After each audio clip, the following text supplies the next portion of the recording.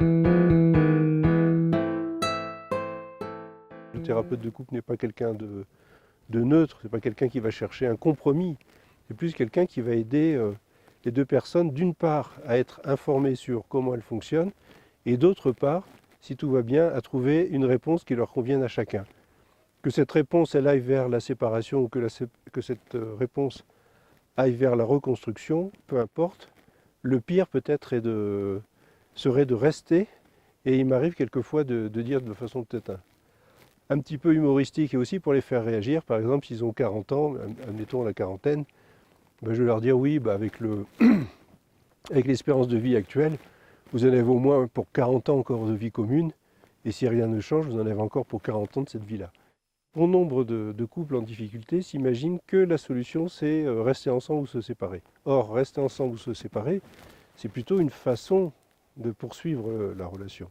Objectif, la véritable motivation qui peut amener un couple en thérapie, c'est premièrement de comprendre comment il fonctionne, enfin du moins c'est comme ça que le psychothérapeute se situe, leur donner des informations sur leur relation, et d'autre part avoir une vision et une compréhension des choses en termes de dynamisme, en termes de dynamique relationnelle.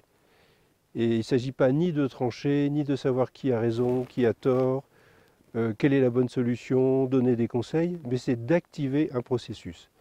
Que ce processus les aide à se séparer, que ce processus les aide à élaborer quelque chose de nouveau, ça a peu d'importance. L'important, c'est de réussir à changer.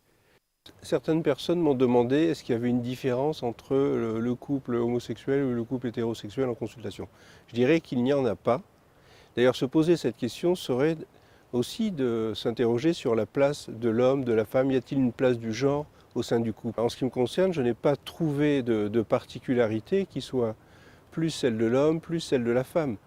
Bon nombre d'idées reçues, d'ailleurs, disparaissent lorsqu'on reçoit des couples en thérapie.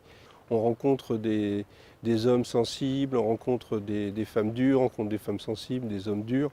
En fait, toutes les particularités de l'âme humaine, entre guillemets, sont retrouvées au sein des personnes qui viennent en thérapie. De toute façon, nous, ce qui nous intéresse en tant que psychothérapeute de couple, c'est de travailler sur l'interaction, sur le dynamisme du couple.